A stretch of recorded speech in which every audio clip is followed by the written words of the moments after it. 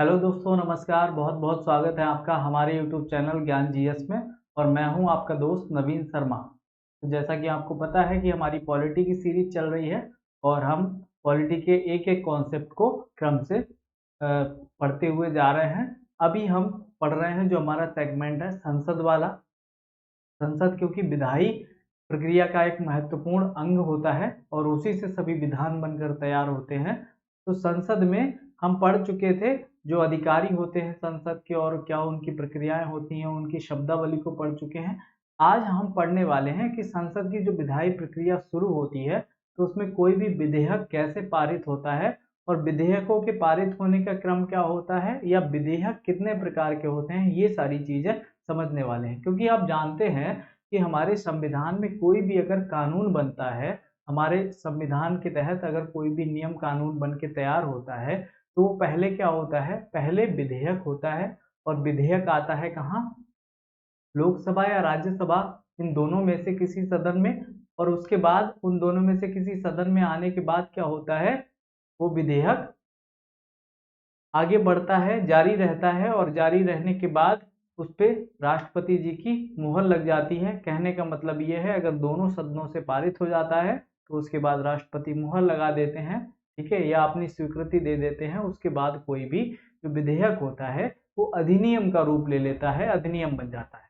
तो ये सारी चीजें हम समझने वाले हैं। लेकिन ये जो क्रम है ये इतना आसान नहीं है, इसमें क्या क्या होता है, किस तरह से होता है, ये सब कुछ हम समझने वाले हैं। तो चलिए शुरू करते हैं आज की क्लास को। संसद में विधायी प्रक्रिया। तो संसद में जो विधायी प्रक्रिया होती है वो किस तरह से चलती है, इसको आज हम समझने वाले हैं। सबसे पहले आज हम विधेयक के बारे में जानेंगे, ठीक है। तो विधेयक होता क्या है, विधेयक क्या होता है, कोई भी जब भी कोई अधिनियम बनता है तो अधिनियम बनने के लिए जो भी नियम या जो कानून बनाया जाता है वो पहले कौन से रूप में होता है, पहले उसको जो प्री स्टेज है उसको विधेयक कहते हैं। उसके बाद विधेयक क्या होता है, जब सदन में जाता है तब पारित होता है, तब वो बनता है बाद में अधिनियम। मतलब कोई भी अगर कानून बनाना है तो कानून बनने से पहले जो पहली उसकी स्टेज रही होती है वो क्या रहा होता है, विधेयक रहा होता है, ठीक है। आई होप आपको समझ में आ रहा होगा कि विधेयक क्या होता है। अब विधेयक क्या होता है, दोनों सदन होते हैं हमारे, लोकसभा और राज्यसभा। जैसा कि हम बता चुके कि सदनों में जाते हैं और पारित होते हैं। तो विधेयक दो प्रकार के होते हैं, एक सरकारी विधेयक होता है और एक गैर सरकारी विधेयक होता है, ठीक है। गैर सरकारी और सरकारी विधेयक में अंतर क्या होता है, जैसा कि आप जानते हैं सरकार किसकी होती है, तो सरकार जो बहुमत दल का नेता हो उसकी सरकार होती है। बहुमत दल का नेता कहाँ होता है, तो लोकसभा में होता है, आप जानते हैं। राज्यसभा हमारा कैसा सदन होता है, स्थायी सदन होता है। उसका गठन और विघटन ये दोनों प्रक्रियाएं नहीं होती हैं। गठन एक बार हो गया तब से वो क्या हो रहा है, चला आ रहा है। केवल क्या होता है कि उसके एक तिहाई सदस्य जो होते हैं वो हर 2 साल में चेंज हो जाते हैं या नव निर्वाचित हो जाते हैं, आप ऐसा कह सकते हैं, ठीक है। तो हमारा स्थायी सदन हो जाता है राज्यसभा और लोकसभा अस्थायी सदन होता है। और इसी का बहुमत दल का नेता कौन होता है, प्रधानमंत्री होता है, जिसकी हम कहते हैं सरकार होती है। तो सरकार जो सरकार है, अगर सरकार का कोई भी मंत्री कोई विधेयक लेके आता है तो वो विधेयक क्या कहलाएगा, वो सरकारी विधेयक कहलाएगा। और पूरी जो संसद होती है उसका और कोई सदस्य जो सरकारी मंत्री नहीं है, कोई और सदस्य जो सरकारी मंत्री नहीं है, वो अगर कोई विधेयक लेके आता है तो उसको गैर सरकारी विधेयक कहते हैं। गैर सरकारी और सरकारी का मतलब केवल इतना सा है, जो सत्ताधारी सरकार है उसका अगर कोई मंत्री कोई विधेयक लेके आता है तो वो सरकारी विधेयक होगा। और अगर कोई सदस्य हो जो सरकार का मंत्री ना हो, वो अगर कोई विधेयक लेके आता है संसद के किसी भी सदन में तो उसे गैर सरकारी विधेयक कहते हैं। तो पहला तो पॉइंट आपको समझ में आ गया होगा। और भी इसमें कुछ अंतर होते हैं, उनकी भी हम चर्चा कर लेंगे। तो पहला तो क्या हो गया कि सरकार का जो मंत्री हो वो सरकारी विधेयक, और अगर सदस्य है कोई जो सरकारी मंत्री नहीं है तो वो गैर सरकारी विधेयक। दूसरी बात, ये जो विधेयक होता है सरकारी विधेयक, इसके इसके पारित होने की संभावना कैसी होती है, जिसकी सरकार होगी भाई, जो सत्ताधारी दल होगा उसके पारित होने की संभावना कैसी होगी, अधिक होगी या कम?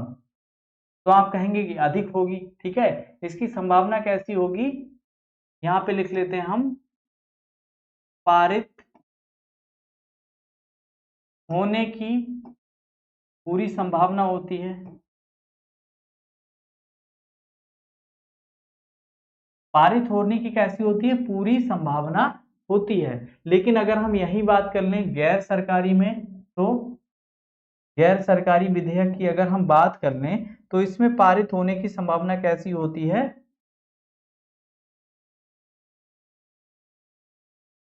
बहुत कम संभावना। एक तो पारित होने की संभावना इसमें कैसी है, बहुत अधिक होती है, और इसमें बहुत कम होती है। मतलब ये सरकार का तो मंत्री होगा नहीं, ये कोई बाहर का आदमी होगा। बाहर का आदमी का मतलब संसद का सदस्य तो होगा, लेकिन विपक्ष का होगा या किसी और दल का होगा। ठीक है, तो कहने का मतलब है इसकी जो संभावना होती है बहुत कम होती है, क्योंकि ये तो आप जानते हैं कि वहां पे जो बहुमत होता है वो सरकार का ही होता है, क्योंकि वो बहुमत दल का नेता ही होता है। ठीक, उसके बाद दूसरी चीज है, अगर ये वाला विधेयक आता है तो इसके लिए 7 दिन पूर्व सूचना, 7 दिन पूर्व सूचना देनी पड़ती है।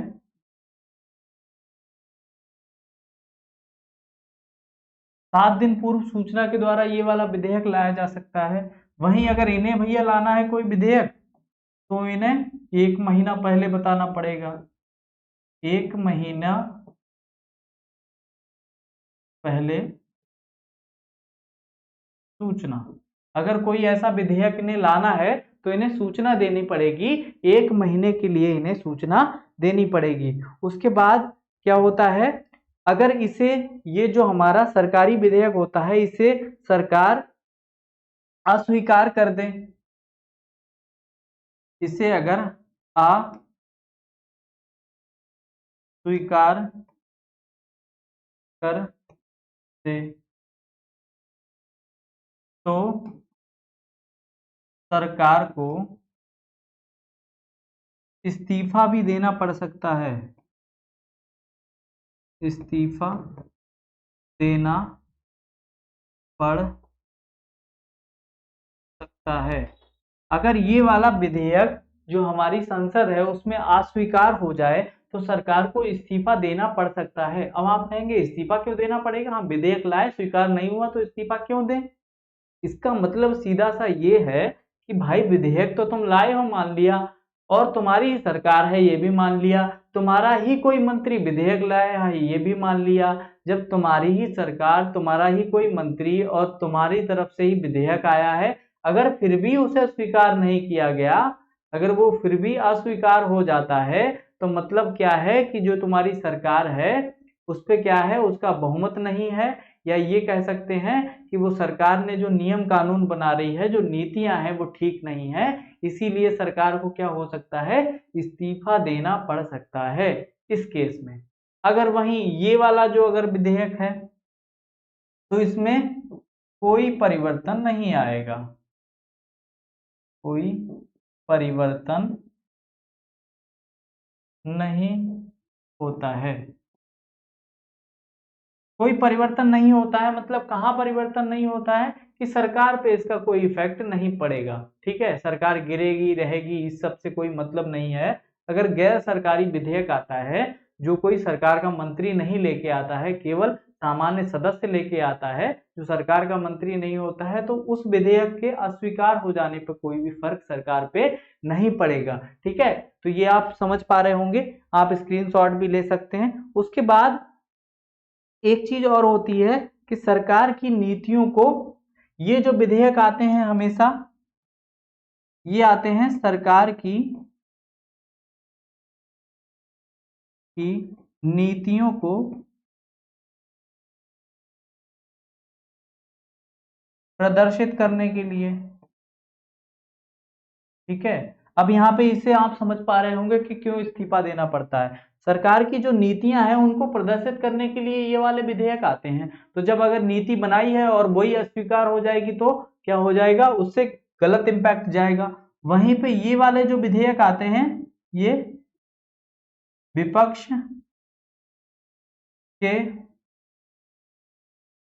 मन में चल रहे विचारों के आधार पर आते हैं।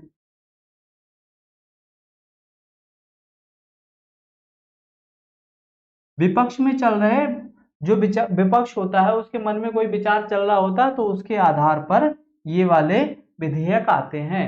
तो आप सरकारी विधेयक और गैर सरकारी विधेयक में अंतर समझ गए होंगे। कि एक बात यहाँ पे इंपॉर्टेंट है जो आपको याद रखनी है, बहुत ज्यादा याद रखनी है। वो क्या बात है कि इसे 7 दिन पूर्व सूचना के द्वारा हम पेश करते हैं, इसे 1 महीने पूर्व सूचना के द्वारा हम पेश करते हैं। ये दो बातें बहुत इंपॉर्टेंट हैं। उसके बाद इसे सरकार को क्या इस्तीफा देना पड़ सकता है, ये बात आप याद रखेंगे यहाँ पे, और इसमें कोई परिवर्तन नहीं आता है। ठीक है, तो दो बातें आप इसमें याद रखेंगे, आपसे पूछी जा सकती हैं। बाकी हम लोग आगे बढ़ जाते हैं। ये हो गए हमारे विधेयक। अब विधेयकों का वर्गीकरण कैसे किया गया है। ठीक है, विधेयकों का वर्गीकरण देख लेते हैं। आपने सुना होगा विधेयकों का वर्गीकरण। तो इसमें 4 तरह के विधेयक होते हैं। पहला जो विधेयक होता है वो है साधारण विधेयक। एक तो साधारण विधेयक होता है आपका, ठीक है। उसके बाद अगला कौन सा होता है, वित्त विधेयक होता है।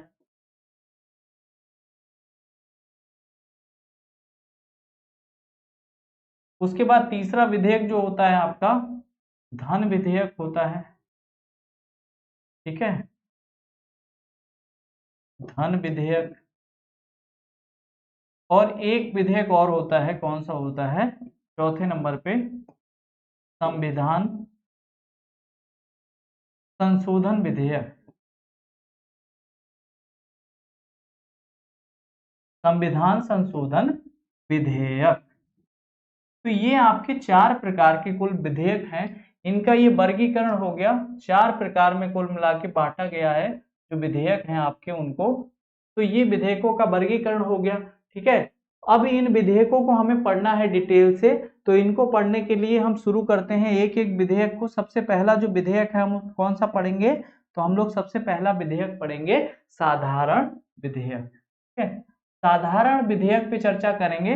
उसके बाद हम वित्त विधेयक को पढ़ेंगे, धन विधेयक को पढ़ेंगे और संविधान संशोधन विधेयक को पढ़ेंगे। इनके नाम से आपको पता लग रहा होगा, साधारण विधेयक जो साधारण रूप से होते हैं, जिनमें कोई विशेष कैटेगरी नहीं होती है, किसी नियम कानून को बनाने के लिए आते हैं। उसके बाद वित्त विधेयक वित्त से संबंधित होगा, और धन विधेयक धन से संबंधित होगा, और संविधान संशोधन विधेयक संविधान में कोई अगर संशोधन हमें करना है तो उससे संबंधित हमारा संविधान संशोधन विधेयक होगा।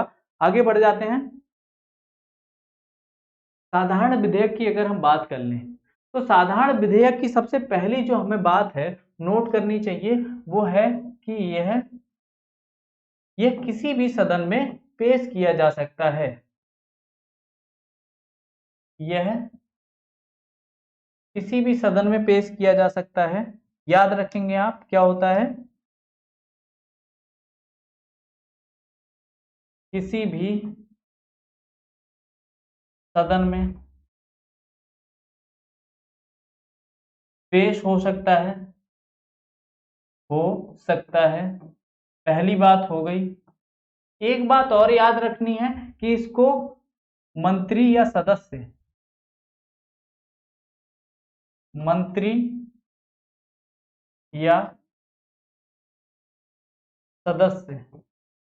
कोई भी पेश कर सकता है। कहने का मतलब चाहे मंत्री पेश कर दें और चाहे इसको सदस्य पेश कर दें, ये दोनों ही कंडीशन में इसको पेश किया जा सकता है। मंत्री भी कर सकते हैं और सदस्य भी कर सकते हैं। उसके बाद अगर हम बात कर लें और कौन पेश कर सकता है, प्रत्येक जो साधारण विधेयक होता है, अगर वो साधारण विधेयक आता है किसी सदन में तो उसके बाद इसे कैसे कैसे पारित कराया जाता है, इसकी एक लंबी प्रक्रिया होती है। तो सबसे पहली जो प्रक्रिया है विधेयक पारित होने की, सबसे पहले तो क्या होता है, ये किसी सदन में लाया जाता है, ठीक है। किसी सदन में लाया जाता है तो वो जो प्रक्रिया का क्रम है एक तरह से हम उसको समझ लेते हैं पहले, फिर उसकी एक एक टर्म को हम ढंग से उस पर चर्चा करेंगे कि ये होता क्या है। ठीक, सबसे पहला जो होता है हमारा, अगर ये विधेयक किसी सदन में आता है तो सबसे पहला होता है प्रथम वाचन, सॉरी प्रथम वाचन नहीं, प्रथम पाठन होता है। पहले प्रथम पाठन होता है, उसके बाद द्वितीय पाठन होता है। ठीक है, सबसे पहले प्रथम पाठन होता है, उसके बाद द्वितीय पाठन होता है, और फिर साधारण बहस की अवस्था आती है। इसके बाद कौन सी अवस्था आती है? साधारण बहस की अवस्था। इसके अंतर्गत ये जो चरण है इसी के अंतर्गत आती है, यहां पे लिख सकते हैं आप साधारण बहस की अवस्था। ठीक है, साधारण बहस की अवस्था। साधारण बहस की अवस्था आ जाती है, फिर उसके बाद समिति अवस्था आती है।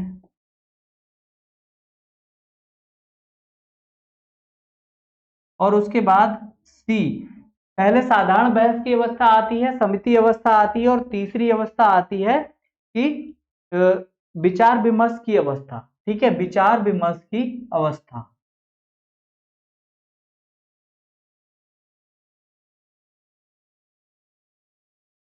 तो ये तीन अवस्था होती हैं जो द्वितीय पाठन के अंतर्गत आती हैं। द्वितीय पाठन के अंतर्गत तीन अवस्थाएं आती हैं। इन अवस्थाओं में क्या क्या होता है? सबसे जो महत्वपूर्ण चरण होता है किसी भी विधेयक में, विधेयक के पारित होने के संबंधित, और ये हम पढ़ क्या रहे हैं, कोई भी विधेयक है अगर तो वो पेश कैसे होता है, साधारण विधेयक हमने बता दिया, और उसके पारित होने के चरण क्या क्या होंगे इनको हम समझने वाले हैं। ये हम चरण समझ रहे हैं। तो एक तो प्रथम पाठन हो गया, द्वितीय पाठन में ये तीन चरण होते हैं, उसके बाद तृतीय पाठन होता है, तृतीय पाठन होता है, और तृतीय पाठन के बाद क्या होता है कि विपक्ष के पास भेज दिया जाता है।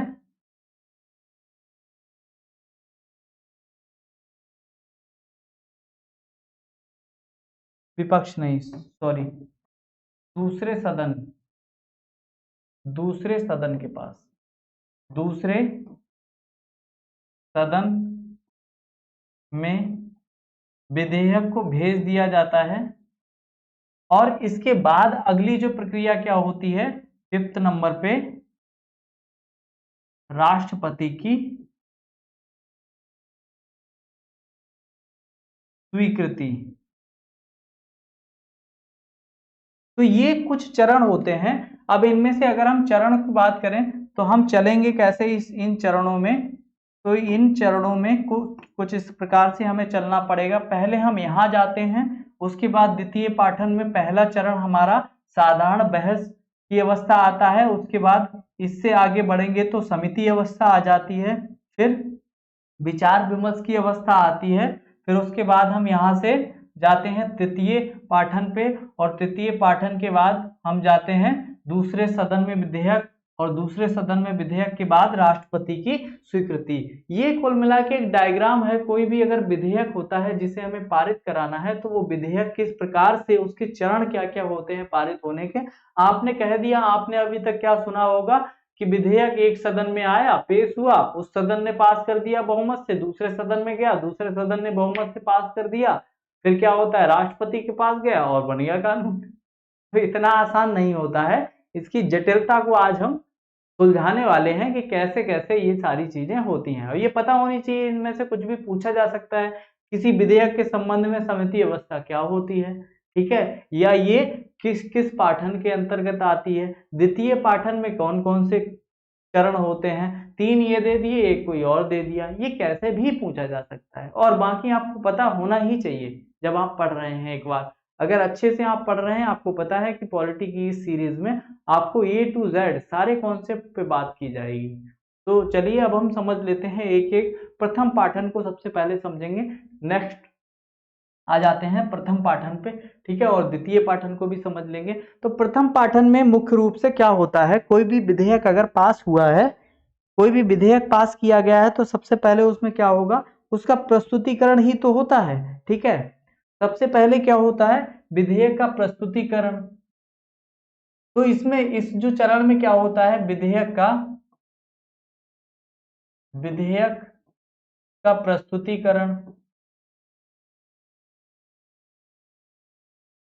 एक तो विधेयक का प्रस्तुतिकरण होता है और विधेयक को राजपत्र में प्रकाशित किया जाता है।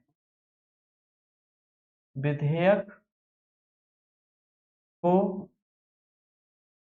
राजपत्र में प्रकाशित किया जाता है, प्रकाशित किया जाता है। तो आपको समझ में आ गया होगा कि जो पहला चरण है हमारा प्रथम पाठन, इसमें क्या होता है, कुल मिला के जब प्रथम पाठन होता है, प्रथम पाठन का मतलब यही है कि जब विधेयक किसी सदन में आया तो सबसे पहला जो चरण है वो शुरू हो जाता है प्रथम पाठन। इसका मतलब पहली बात तो विधेयक का प्रस्तुतिकरण की किसी सदन में पेश किया गया, किसी मंत्री के द्वारा या किसी सदस्य के द्वारा। उसके बाद विधेयक को राजपत्र में प्रकाशित किया जाता है। जब भी कोई विधेयक आता है तो उस विधेयक को राजपत्र में प्रकाशित किया जाता है, और ये दोनों काम किसमें होते हैं आपके, ये प्रथम पाठन के अंतर्गत हो जाते हैं। ठीक है, उसके बाद हमारा आता है द्वितीय पाठन। ठीक है, अब द्वितीय पाठन में क्या होगा, प्रथम पाठन में हमने पढ़ लिया कि विधेयक क्या होता है, राजपत्र में प्रकाशित कर दिया जाता है। द्वितीय पाठन में होता है कि इस चरण में विधेयक को अंतिम रूप मिल जाता है। ठीक है, अंतिम रूप का मतलब क्या होता है, विधेयक के प्रस्तुतिकरण की दृष्टि से यह सबसे महत्वपूर्ण होता है। विधेयक की जो प्रस्तुतिकरण की दृष्टि से, विधेयक प्रस्तुतिकरण की दृष्टि से अगर ये क्वेश्चन आपसे पूछ लिया जाए, प्रस्तुतिकरण की दृष्टि से सबसे महत्वपूर्ण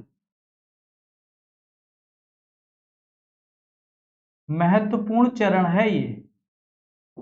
तो अगर आपसे कभी पूछ लिया जाए कि कोई साधारण विधेयक है और उसकी प्रस्तुतिकरण की दृष्टि से सबसे महत्वपूर्ण चरण कौन सा होता है, तो द्वितीय पाठन होता है। और द्वितीय पाठन के अंतर्गत हमें 3 चरण पढ़ने हैं, इसके अंतर्गत आते हैं। उसमें से सबसे पहला जो चरण क्या होता है, अब इसको हम डिटेल में पढ़ने वाले हैं तो हम इसको डिटेल में पढ़ लेते हैं। सबसे पहला हमारा क्या होता है, साधारण बहस की अवस्था। तो साधारण बहस की अवस्था में क्या होता है, जब भी पेश होता है विधेयक, तो सबसे पहले जब विधेयक में जो सदन के लोग होते हैं तो इस पे साधारण बातचीत या साधारण चर्चा की जाती है। ठीक है, जो विधेयक है हमारा उस पे साधारण चर्चा की जाती है। विधेयक पर साधारण चर्चा की जाती है। साधारण का मतलब है इतना डिटेल में नहीं होती है, बहुत विस्तृत चर्चा नहीं होती है, साधारण रूप से होती है। ठीक है, और विस्तार से विमर्श नहीं होता है। और अगर ये जो प्रक्रिया है इसमें चर्चा होती है इस पर, उसके बाद क्या होता है, सदन 4 प्रकार की कार्यवाही करता है। 4 प्रकार की कार्यवाही में मतलब क्या है, एक तो पहली कार्यवाही ये है कि इसे अब समिति, इससे अगला जो चरण होता है वो हमारी समिति अवस्था होता है, तो समिति में भेजा जाएगा। अब समिति कौन सी होती है, एक तो संयुक्त समिति होती है। संयुक्त समिति कैसी होती है, जो दोनों सदनों की संयुक्त होती है, लोकसभा और राज्यसभा के दोनों के सदस्य जिसमें मौजूद होते हैं वो संयुक्त समिति होती है। और एक प्रवर समिति होती है। तो प्रवर समिति पहला जो है कि इसको क्या होता है, पहला तो संयुक्त समिति के पास भेज दिया जाता है। ठीक है, चर्चा के बाद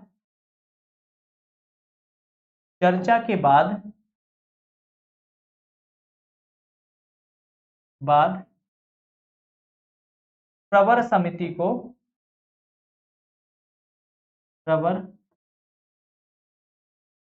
को भेज दिया जाता है।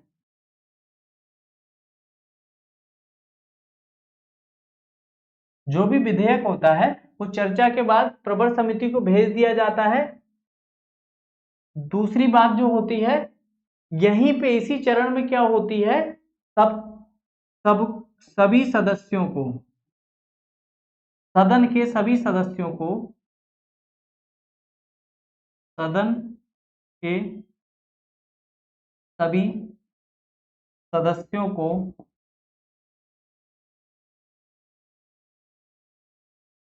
छपी हुई प्रति उपलब्ध कराई जाती है, उपलब्ध कराई जाती है। कहने का मतलब ये है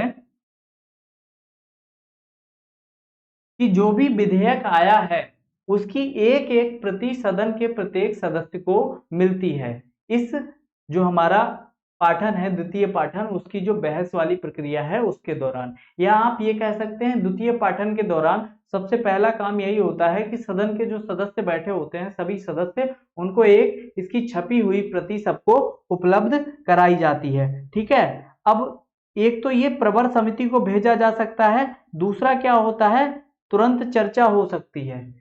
एक तो ये चर्चा के बाद प्रवर समिति को भेजा जा सकता है, दूसरा इसमें क्या होता है कि तुरंत चर्चा हो सकती है।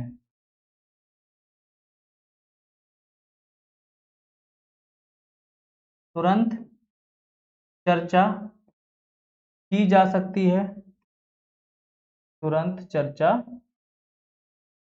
की जा सकती है।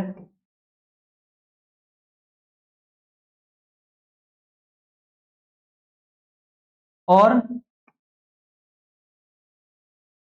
ये अगर पहला पॉइंट है तो ये दूसरा हो गया, और तीसरा है संयुक्त समिति को भेजा जा सकता है, समिति को भेजा जा सकता है। ठीक है, तो अगर ये चीज समझ में आ रही है तो ठीक है। यहाँ पे ये वाला जो पॉइंट है आप इसको याद रखेंगे कि सभी को एक एक प्रति उपलब्ध कराई जाती है, और ये पहला है कि चर्चा के बाद प्रवर समिति को भेजा जा सकता है या फिर तुरंत चर्चा भी हो सकती है। अगर ये जैसे ही क्या होता है, विधेयक पर साधारण चर्चा की जाती है इसमें, और इसमें अगर सदन की जो कार्यवाही है, सदन में जो विधेयक है उस पर निर्णय लिए जाते हैं कि तुरंत चर्चा भी की जा सकती है, संयुक्त समिति को भेजा जा सकता है और प्रवर समिति को भेजा जा सकता है। तीन चीजें ये हो गई, ये महत्वपूर्ण होती हैं। उसके बाद क्या होता है, जनता के विचार विमर्श के लिए सार्वजनिक किया जा सकता है। ठीक है, कोई भी अगर विधेयक है तो चौथा पॉइंट हो जाता है जनता के विचार के लिए, विचार विमर्श के लिए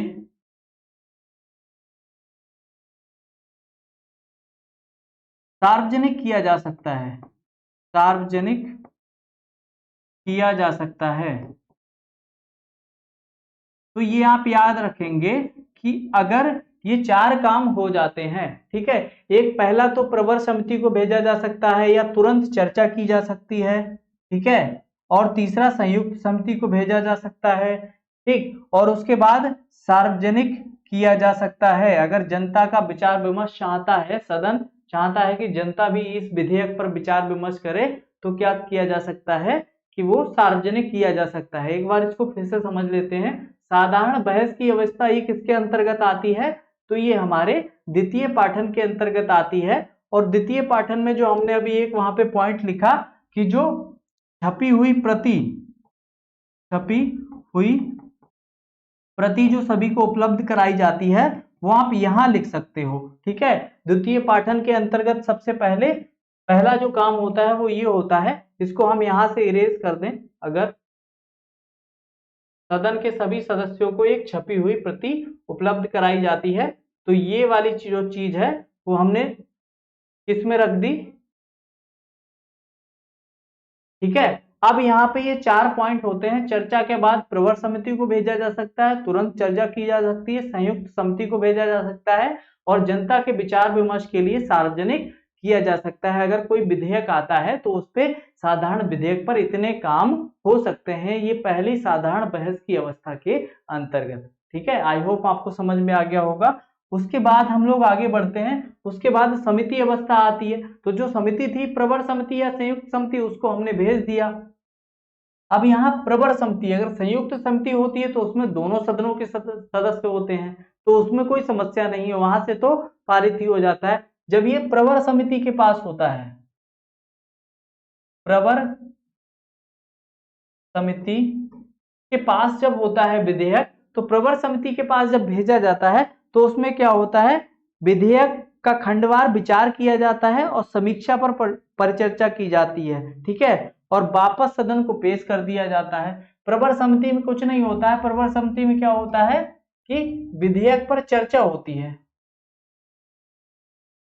विधेयक पर चर्चा करती है समिति, लेकिन चर्चा ऐसे नहीं होती है जैसे पहले होती आई थी, इसमें खंडवार चर्चा होती है, ठीक है, खंडवार चर्चा की जाती है। और खंडवार चर्चा करने के बाद क्या होता है, इसे क्या किया जाता है, इसे पुनः सदन को भेज दिया जाता है।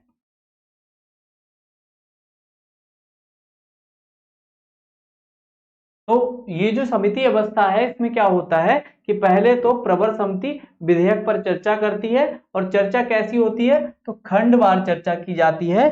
खंडवार का मतलब है कि इसके एक एक छोटे छोटे खंड पे इसके क्या कॉजेज होंगे, क्या इसके इफेक्ट होंगे, क्या इससे फर्क पड़ेगा, इससे नीतियों में क्या परिवर्तन आएगा, देश की जनता के हित में होगा नहीं होगा, ये सारी चीजें इसके प्रत्येक छोटे छोटे खंड को अलग अलग करके उन पे चर्चा की जा सकती है कि इससे कोई हमारा जो कानून है, हमारा जो संविधान है उसका उल्लंघन तो नहीं हो रहा है, ठीक है, मौलिक अधिकारों का उल्लंघन तो नहीं हो रहा है, हमारे जो डीपीएसपी हैं, जो हमारे नीति निर्देशक तत्व हैं या हमारे मौलिक कर्तव्य हैं, अगर सभी उससे कोई भी इफेक्टेड नहीं हो रहा है उस विधेयक से, तब ये चर्चा खंडवार चर्चा हो गई। मतलब उसके हर इफेक्ट पे उस पर चर्चा करना, तो ये चर्चा बहुत बारीकी से की जाती है, और इस चर्चा के बाद जो विधेयक होगा उसको पुनः जो सदन होता है उसको भेज दिया जाता है। उसके बाद विचार विमर्श की अवस्था आ जाती है। तीसरी जो अवस्था है हमारी, विचार विमर्श की अवस्था आ जाती है। और यहाँ पे भी क्या होती है, पहले सदन पे खंडवार चर्चा ही होती है, ठीक है, फिर सदस्य संशोधन भी प्रस्तुत कर सकते हैं इसमें। पहले इसमें भी क्या होती है, जब यहाँ विचार विमर्श की अवस्था आती है तो पहले खंडवार चर्चा होती है, चर्चा की जाती है। उसके बाद क्या होता है, यहीं पे जो सदस्य होते हैं, सदस्य संशोधन भी प्रस्तुत कर सकते हैं,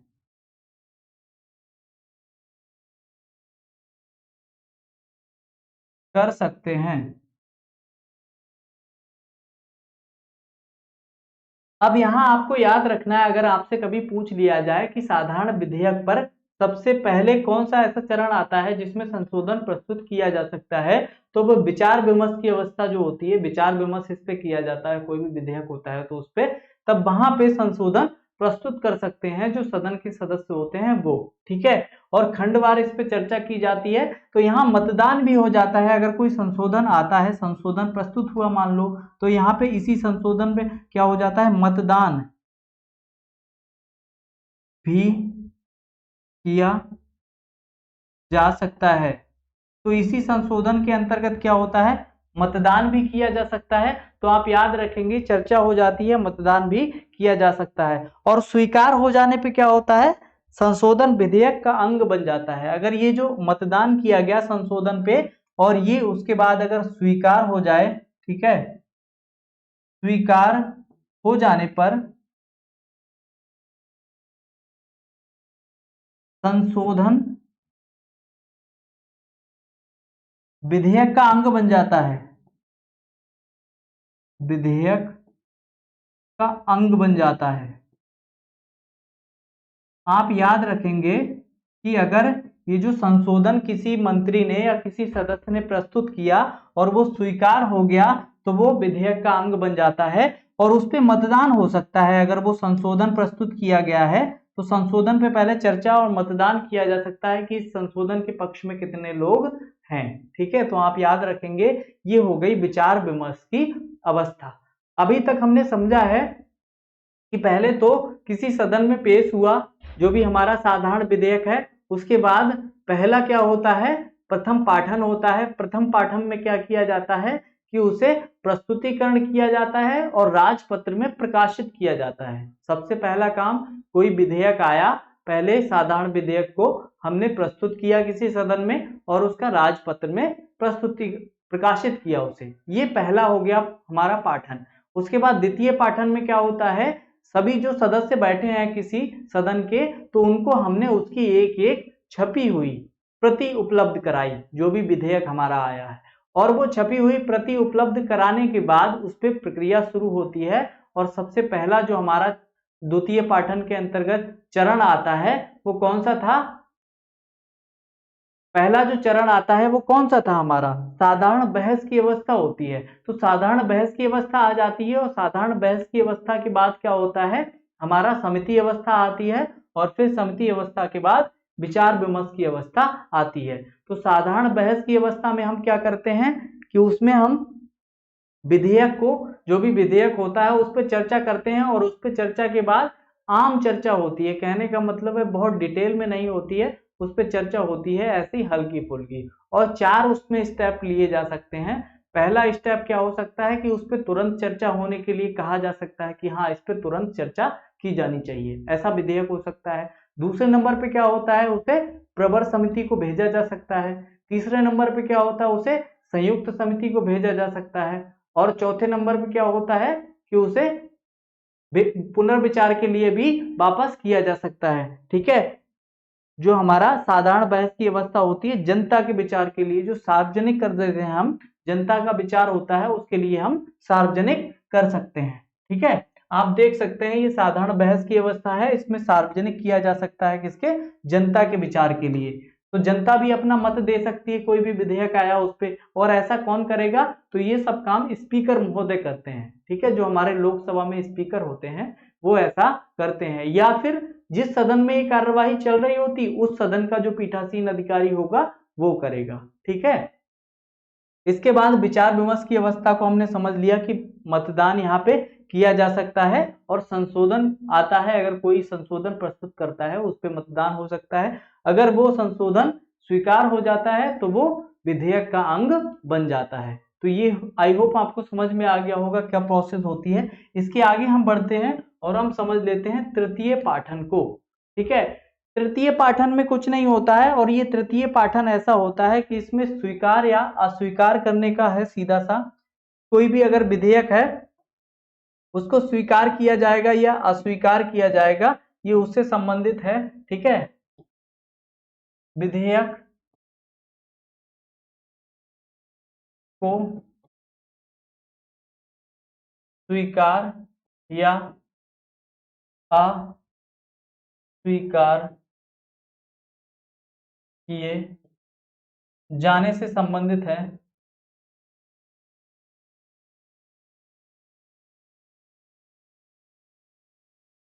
ठीक है, जो भी अगर विधेयक होगा उसको स्वीकार किए जाने या अस्वीकार किए जाने से संबंधित होता है। ठीक है, अगर ये स्वीकार हो जाता है तो दूसरे सदन में भेज दिया जाता है। ठीक है, और बहुमत से पास होना चाहिए। अब यहाँ पे जब स्वीकार कैसे होगा, स्वीकार होने के लिए भी एक कंडीशन चाहिए कि स्वीकार तभी होगा जिस सदन में ये विधेयक आया वहां बहुमत से पारित होना चाहिए।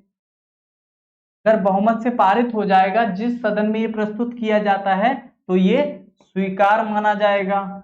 और स्वीकार अगर ये इससे हो गया, अब इसका अगला चरण कौन सा होगा, दूसरे सदन में भेज दिया जाएगा, सदन में भेज दिया जाएगा।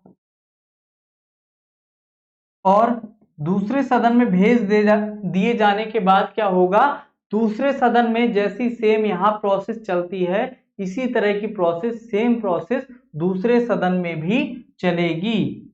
दूसरे सदन में भी सेम प्रोसेस चलेगी। ठीक है, और सेम प्रोसेस के बाद क्या होगा, वैसे ही रिजल्ट निकल के आएगा। और दोनों सदन से इसी तरह से अगर ये पास हो जाता है उसके बाद किसके पास पहुंचता है, राष्ट्रपति के पास। तो आई होप आपको तृतीय चरण समझ में आ गया होगा। बहुमत से यहाँ पारित हो जाना चाहिए, स्वीकार हो जाना चाहिए, और यहाँ स्वीकार या अस्वीकार किए जाने से ही संबंधित है ये हमारा तृतीय पाठन। और ये तीनों पाठन दोनों सदनों में होते हैं, ठीक है। उसके बाद दूसरे सदन में विधेयक जाता है, और दूसरे सदन में विधेयक जाने पे क्या होता है कि सेम प्रोसेस यहाँ पे होती है, ठीक है। सेम प्रोसेस यहाँ होती है, और उस प्रोसेस के बाद ये जो दूसरा चरण होता है, एक तो ये दूसरा चरण क्या होगा, विधेयक को स्वीकार कर लेगा, स्वीकार कर सकता है, ठीक है। और ये स्वीकार कैसे करेगा, बिना संशोधन।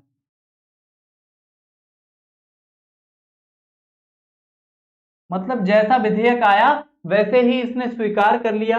और दूसरा जो है काम वो क्या कर सकता है, पहला तो स्वीकार कर सकता है, दूसरा संशोधन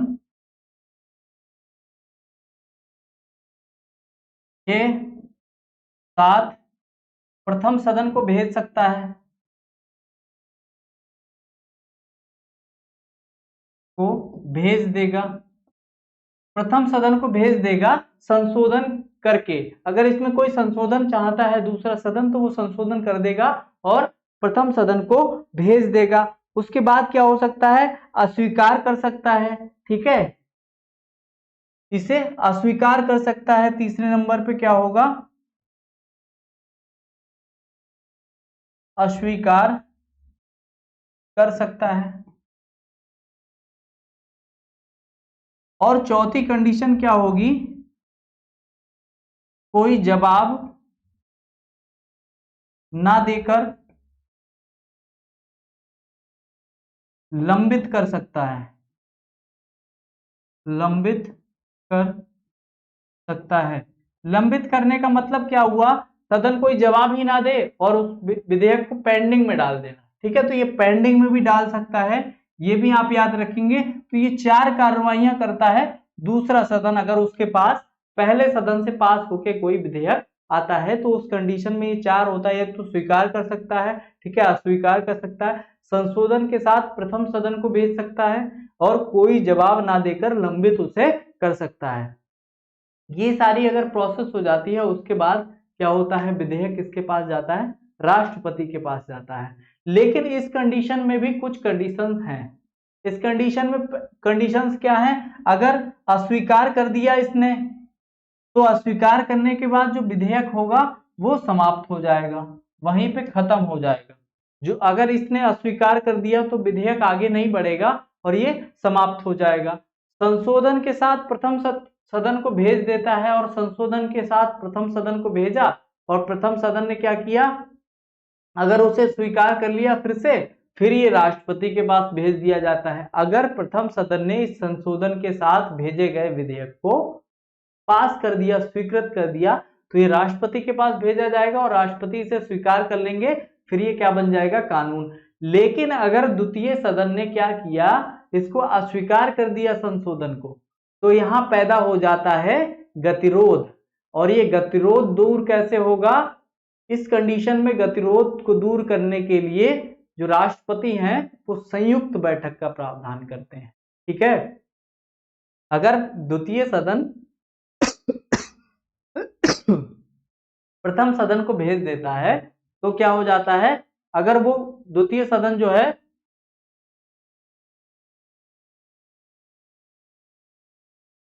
वो अस्वीकार कर देता है इस विधेयक को, जो द्वितीय सदन प्रथम सदन को भेजा, प्रथम सदन उस संशोधन के सहित विधेयक को अस्वीकार कर दिया, तो गतिरोध पैदा हो गया और उसके बाद राष्ट्रपति संयुक्त बैठक बुलाते हैं। दूसरी कंडीशन एक और होती है, ये अगर ये लंबित करने वाली कंडीशन, विधेयक को लंबित कर दिया दूसरे सदन ने और ये दूसरे सदन ने 6 माह तक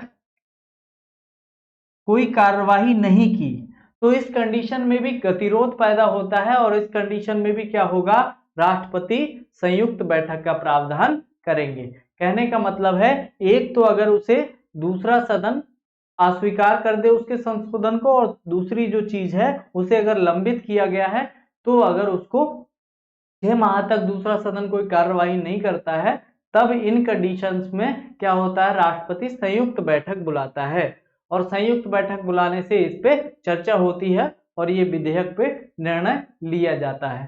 ठीक है, और इसके बाद अगला जो हमारा चरण है विधेयक का, वो आप जानते हैं, राष्ट्रपति जी की स्वीकृति। राष्ट्रपति जी स्वीकृति का मतलब क्या है, एक तो इनके पास भी 4 कंडीशंस हैं।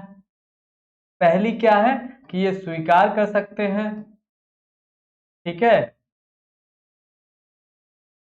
स्वीकार कर सकते हैं। अगली कंडीशन इनके पास क्या होती है कि ये पुनर्विचार के लिए लौटा सकते हैं, पुनर्विचार के लिए भेज सकते हैं।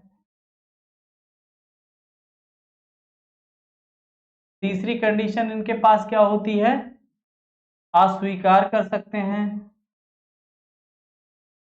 अस्वीकार कर सकते हैं।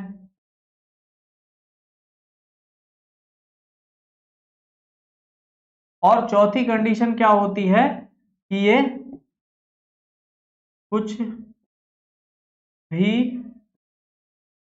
जवाब नहीं दे सकते हैं, ना दें।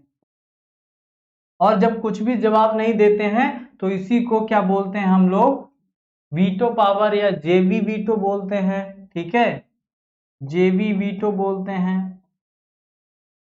ठीक है, इन वीटो पावर्स को हमने राष्ट्रपति वाले चैप्टर में बहुत डिटेल में पढ़ा है कि कैसे कोई विधेयक होता है उस पर वीटो पावर्स कैसे काम करती हैं। अगर आपको सारी वीटो पावर्स पढ़नी है तो राष्ट्रपति वाला चैप्टर आप देख सकते हैं जाके, वहां पे सारा डिटेल में बताया गया है। तो ये राष्ट्रपति की स्वीकृति 4 प्रकार से हो सकती है, इनमें से चारों राष्ट्रपति निर्णय ले सकता है।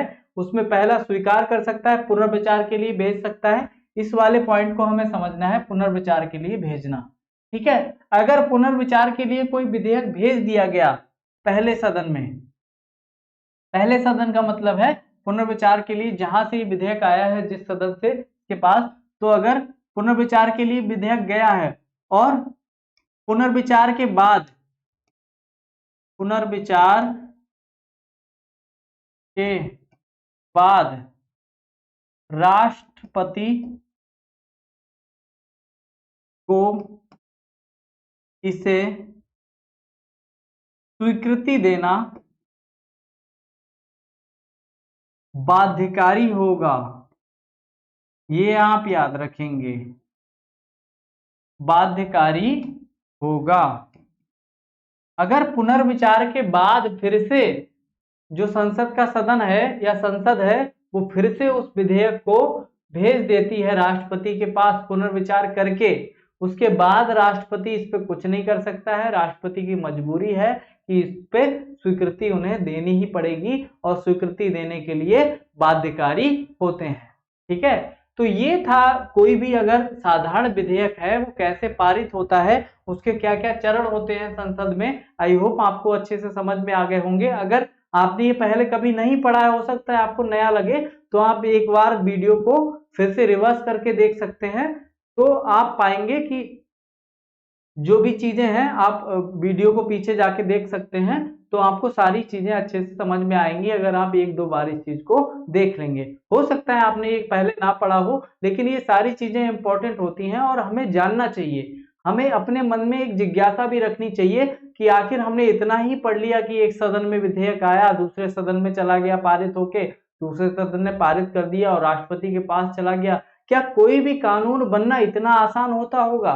तो इतना आसान नहीं होता है। जो कंट्रोवर्सी होती है, कभी कभी आप न्यूज़पेपर्स के माध्यम से, न्यूज़ के माध्यम से ऐसा सुनते हैं कि इस विधेयक पे बहुत बहस चल रही है लोकसभा में, राज्यसभा में। ठीक है, तो बहस क्या है, वो किस प्रक्रिया से बहस होती है और उसके क्या क्या चरण होते हैं कोई भी जब विधेयक आता है, ये सारी चीजें आपको पता होनी चाहिए। ठीक है, एज अ स्टूडेंट भी और भारतीय नागरिक होने के नाते भी आपको सारी जानकारी होनी चाहिए। ठीक है, यही तो कहते हैं कि जो हमारा भारत है उसमें इसीलिए कहा जाता है कि जो कानून है, जो संविधान है, वो वकीलों के लिए कहा जाता है उनका स्वर्ग। वकीलों का स्वर्ग कहा जाता है। वकीलों का स्वर्ग क्यों कहा जाता है? क्योंकि आम आदमी जो है वो एक तो इसे समझने में उसे समस्या भी है और कुछ लोग इसे समझना भी नहीं चाहते हैं।